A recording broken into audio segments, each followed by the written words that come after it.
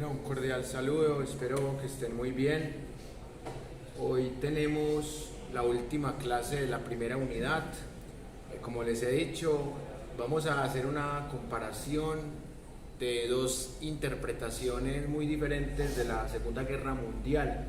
Por un lado, la interpretación occidental, es decir, la interpretación de la historiografía estadounidense, francesa, británica, y por el otro, lo que se ha llamado la interpretación soviética rusa. Y van a notar ustedes que hay semejanzas, pero igualmente hay muchas diferencias. Entonces, para abordar esta sesión, vamos a tratar de desarrollar 6 tesis. En la primera tesis vamos a hablar un poco de cómo se contrapone la mirada británica de la mirada soviética, y para eso les tengo este libro que lo escribió el señor Sir Winston Churchill, que es un compendio que se conoció como De guerra a guerra, y él acá habla de cómo se conectan las dos guerras mundiales desde una mirada claramente occidental. Entonces acá nos habla, por ejemplo, el que piensa de Hitler, que piensa de Mussolini, y acá pues, en esta fotografía que se puede apreciar en este libro de Nat Geo, pues precisamente aparece el señor Churchill con el señor Roosevelt y con el señor Stalin. El imperio británico, el imperio estadounidense y el imperio soviético. Aquí en esta foto hay 3 imperios, y acá vamos a empezar primero analizando lo que dice Churchill de Mussolini, de Hitler, de la Unión Soviética. Voy a leerles un párrafo que es bien interesante porque ahí Churchill habla de su interpretación sobre lo que se conoció como el pacto Ribbentrop-Molotov entre los nazis y los soviéticos antes de empezar la Segunda Guerra Mundial. El señor Churchill dice lo siguiente: al conocer el pacto soviético-alemán, el gobierno inglés adoptó medidas de precaución, se dieron órdenes para la defensa de los puntos estratégicos de la costa y se mandó concentrarse a las defensas antiaéreas a fin de proteger los puntos vulnerables. Miren, solamente en estos 3 renglones y medio se nota de una que es una visión pro-británica, porque habla del gobierno inglés, no habla del imperio británico. Eso es una característica que también encontramos en la interpretación rusa, que en la segunda parte ya no vamos a comparar libros, sino que vamos a comparar documentales. Y ahí ustedes notarán que en los documentales soviéticos también se refieren al gobierno de Stalin. Nunca dicen la dictadura de Stalin o el imperio soviético. Entonces miren, esa es la primera gran diferencia. Es una diferencia netamente lingüística y semántica, y es decir que el otro es un dictador, que el otro es un imperialista, pero que lo mío es un gobierno. Y remata el párrafo el señor Churchill diciendo lo siguiente: se mandaron telegramas a los gobiernos de los dominios y las colonias, advirtiéndoles tal vez una inminente necesidad de proclamar el estado de prevención. Bueno, mire que vuelve a utilizar el término de gobiernos, no utiliza el de imperios. El Lord del sello privado recibió autorización para poner a la organización regional en pie de guerra.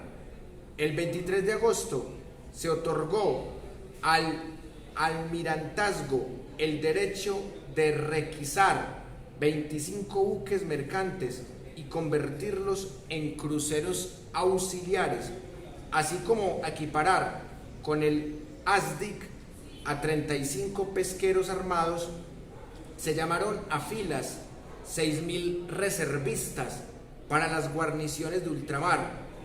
Se aprobó la protección antiaérea de las estaciones de radar y se dispuso un pleno desarrollo de la defensa pasiva. Llamáronse a filas 24.000 reservistas de aviación y toda la Fuerza Aérea Auxiliar, incluso las escuadrillas de globos. En todos los servicios militares se suspendieron las licencias. El altamirantazgo expidió advertencias a los barcos mercantes. Se adoptaron otras muchas decisiones. Chamberlain resolvió escribir a Hitler a propósito de aquellas medidas de preparación, aunque la carta no aparece en la biografía de Feiling, ha sido publicada en otro lugar. Entonces, aquí empieza Churchill a analizar lo que escribió Chamberlain, lo que escribió Hitler, y literalmente acá se nota un detonante de lo que sería el inicio de la Segunda Guerra Mundial, porque ya los nazis se habían metido en Checoslovaquia, pero hasta ahí los imperios occidentales no tomaban la decisión de meterse. Pero ya cuando los nazis se meten a Polonia, ahí es cuando ya dicen estos señores que definitivamente hay guerra y que lo de Chamberlain termina siendo una posición temerosa que de nada sirvió, porque le mostró miedo a los enemigos para evitar la guerra, pero igual los enemigos invadieron a Polonia y se dio la guerra. Entonces quedaron con el miedo, con el deshonor y a la vez con la guerra. Esa es la frase célebre de Winston Churchill. Y acá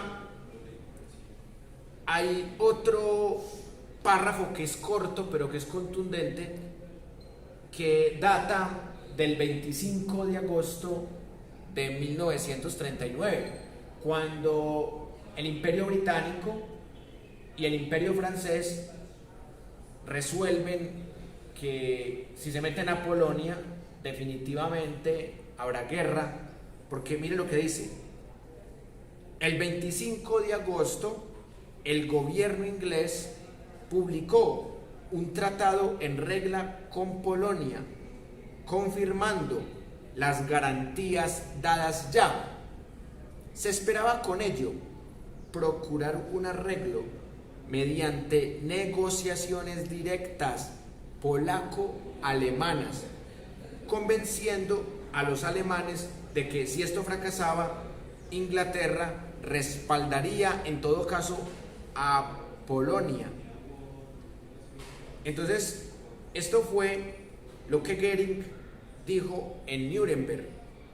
El día en que Inglaterra dio su garantía oficial a Polonia, el Führer me telefoneó diciéndome que había mandado suspender la planeada invasión de Polonia. Le pregunté si era cosa temporal o definitiva y dijo: miraré el eliminar la intervención inglesa. Y dice acá: de hecho Hitler trasladó el día del 25 de agosto al 1 de septiembre y entró en negociaciones directas con Polonia. Con Chamberlain deseaba, no era el objeto de Hitler alcanzar un acuerdo con los polacos, sino dar a Inglaterra los medios de evadirse a su garantía. Pero el gobierno inglés, así como el Parlamento y la nación, pensaban de otro modo. Es curioso que los isleños ingleses, que odian el ejército militar y no han sido invadidos hace 1000 años, se tornen tanto menos nerviosos cuanto más se acerca el peligro, y si este se hace inminente, ellos se vuelven fieros e indomables cuando el riesgo es mortal. Semejante actitud les ha hecho salir con bien de algunos difíciles bretes. En este párrafo podemos notar también que sigue usando el término de gobierno para referirse a los ingleses. Y ahí pues, claramente se ve que está defendiendo esa visión imperialista.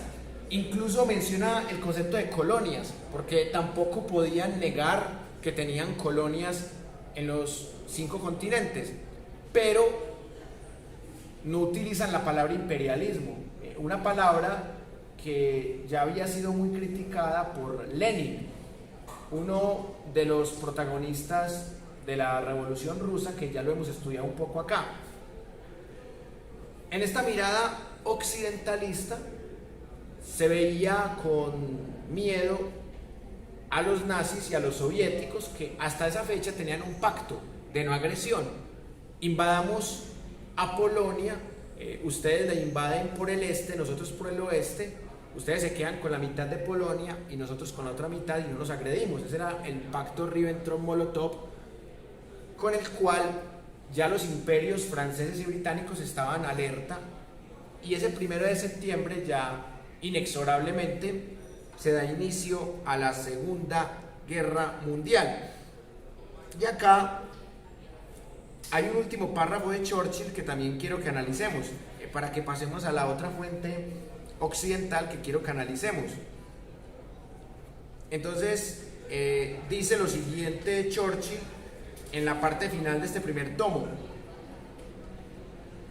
a mi regreso del frente el Rin, pasé algunos gratos días con una placentera pero inquieta reunión que se congregaba en el viejo castillo donde Enrique de Navarra durmiera la víspera de la batalla de Ivry. Estaban con nosotros la señora Iwan Wallace y sus hijos. El marido de dicha dama era ministro en el gabinete. Ella esperaba que él se la reuniese en Francia, mas Wallace telegrafió diciendo que no podía y que después explicaría por qué. Había otros signos de peligro. Se sentía una aprehensión general, incluso la luminosidad de aquel valle en la confluencia de Eur y de Vesgre parecía privada de parte de su esplendor. Yo pintaba de firme, a pesar de la general incertidumbre.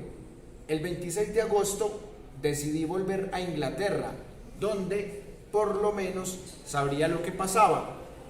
Dije a mi mujer que la avisaría a tiempo. Al pasar por París, convidé a almorzar al general George.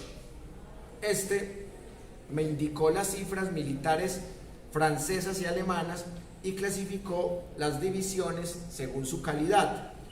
El resultado me impresionó tanto que dije por primera vez: si son ustedes dueños de la situación. Él replicó: los alemanes tienen un ejército muy fuerte y no se nos permitirá ser los primeros en el ataque. Si somos atacados, nuestros 2 países cumplirán su deber. Dormí aquella noche en Chartwell. Había invitado al general Ironside a pesar y a estar acá el siguiente día. Ironside volvía de Polonia y traía excelentes referencias sobre el ejército polaco. Había asistido a una maniobra divisionaria con fuego auténtico que produjo algunas bajas. La moral polaca era elevada. 3 días pasó el general conmigo y ambos nos esforzamos en calcular lo desconocido. Por entonces terminé de poner los ladrillos de la cocina de la casita que había destinado a mi morada en los años sucesivos. A una orden mía, mi mujer vino por Dunkerque el 30 de agosto. Se sabía que existían entonces en Inglaterra 20.000 nazis alemanes organizados. Sus procedimientos en otros países amigos nos hacían esperar que preludiasen la guerra con saboteos y asesinatos. Yo carecía entonces de protección oficial y no quería pedirla, pero me juzgaba lo bastante prominente para hablar de tomar precauciones. mis informes indicaban que Hitler me tenía por un enemigo.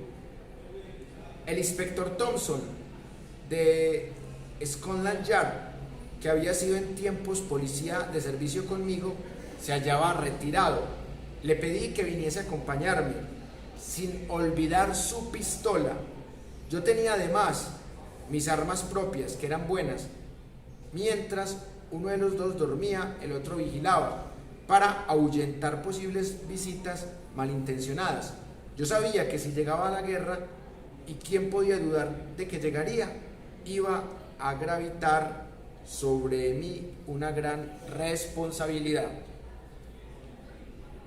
En este libro, el señor Sir Winston Churchill habla claramente de una mirada occidental que en algo se parece a la soviética, en que se creen los buenos de la historia.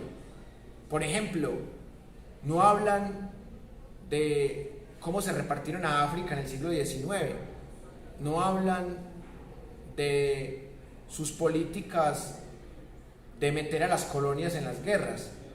Por ejemplo, había militares de la India que peleaban a favor del Imperio Británico.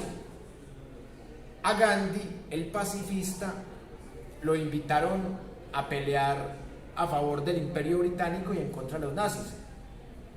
¿Y qué dijo Gandhi? Son unos hipócritas, porque los británicos son igual de imperialistas que los nazis. Entonces yo no voy a pelear a favor de unos hipócritas. Entonces Gandhi era muy coherente en su actuar, y esto es algo que en este libro el señor Churchill no reconoce, que ellos también son imperialistas, que ellos son asesinos, que ellos incluso son más colonialistas que los mismos nazis. Los nazis son un imperio más nuevo. Pero en algo sí tiene razón el señor Churchill, o sea, era una guerra inevitable, porque ya después de meterse a Polonia mostraron que no les tenían respeto y que iban por ellos, y en efecto ustedes ven que se habían metido a Austria, aprovechándose de las raíces germanas de ambos países. Entonces ya habían anexionado a Austria, después se metieron a Checoslovaquia, y ya cuando se meten a Polonia, ya definitivamente esos imperios no les quedó más camino que iniciar la Segunda Guerra Mundial. Y en algo también tiene razón el señor Churchill, en que fueron los alemanes y los soviéticos los que empezaron la Segunda Guerra Mundial. En eso también tiene razón. Pero ¿qué dice de esto la historiografía rusa? Dice lo mismo que yo digo, que estos también son imperios, pero lo que no dice la historiografía rusa es que la Unión Soviética también es un imperio, y que Stalin no es un salvador. Stalin es un ganador también de la Segunda Guerra Mundial, pero Stalin es un genocida también, pero eso nunca lo va a decir la historiografía rusa. Ahorita que llegue mayo, se va a cumplir un aniversario más de lo que llaman la Gran Guerra Civil, la Gran Guerra del pueblo soviético. O sea que allá no lo llaman la Segunda Guerra Mundial. En Rusia lo llaman la Gran Guerra Civil del honor del pueblo soviético, porque ellos dicen, miren, Checoslovaquia no pudo con los nazis, Polonia tampoco. Obviamente los países neutrales como Bélgica no pudieron con los nazis. Los franceses tampoco pudieron, porque los nazis se les metieron y se quedaron con la mitad de Francia. Los ingleses fueron los que más pudieron resistir a los nazis, pero es porque las condiciones geográficas les favorecían, el mar. Si no, tampoco hubieran podido resistir a los nazis. Pero nosotros no solamente le resistimos 4 años a los nazis, sino que los expulsamos, los derrotamos, y llegamos primero a Berlín que los gringos. Entonces eso es lo que dice la historiografía rusa, y ambas historiografías están claramente sesgadas por las razones que ya les he dicho.